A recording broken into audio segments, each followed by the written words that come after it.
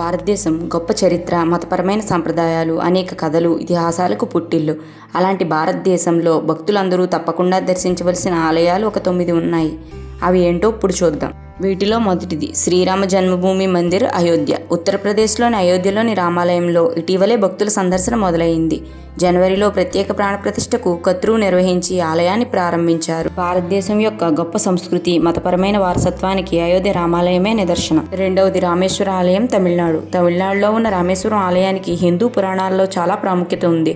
రావణుని ఓడించిన తరువాత రాముడు, సీత మొదట ఇక్కడికే చేరుకున్నారని నమ్ముతారు. యుద్ధం తరువాత మొదట రాముడు శివుడిని పూజించిన ప్రదేశం కూడా ఇదేనని చెప్తారు.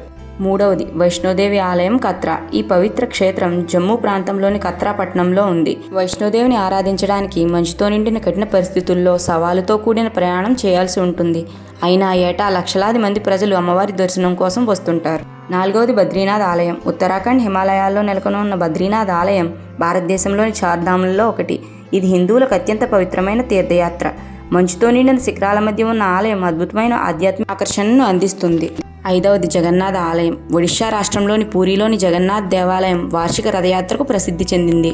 ఇక్కడ దేవతలు కొలువుదీరిన భారీ రథాలను లాగేందుకు భక్తులు పోటీ పడతారు.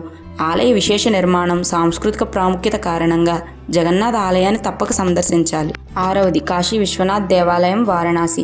భారతదేశ ఆధ్యాత్మిక రాజధాని వారణాసి కాశీ విశ్వనాథ్ దేవాలయానికి నిలయం. గంగానది ఒడ్డున నెలకొని ఉన్న ఈ ఆలయం ఆధ్యాత్మిక జ్ఞానాన్ని, దైవికంతో లోతైన సంబంధాన్ని కోరుకునే యాత్రికులను ఆకర్షిస్తుంది. ఏడవది కేదార్నాథ్ ఆలయం, ఉత్తరాఖండ్.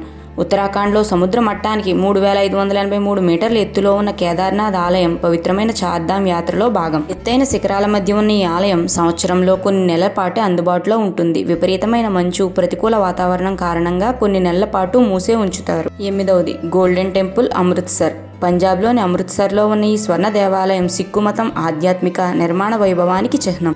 పవిత్రమైన కొలను చుట్టూ ఉండే ఆలయ బంగారు నిర్మాణం అన్ని మతాల సందర్శకులను ఆకట్టుకుంటుంది. అన్ని మతాలకు చెందిన వారు ఈ ఆలయాన్ని సందర్శిస్తూ ఉంటారు. తొమ్మిదవది సోమనాథ్ ఆలయం, గుజరాత్.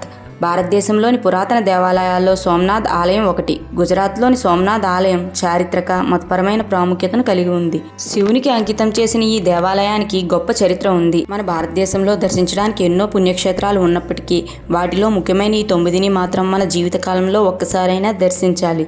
వీడియో నచ్చితే లైక్ చేయండి, షేర్ చేయండి, సబ్స్క్రైబ్ చేయండి. Thanks for watching.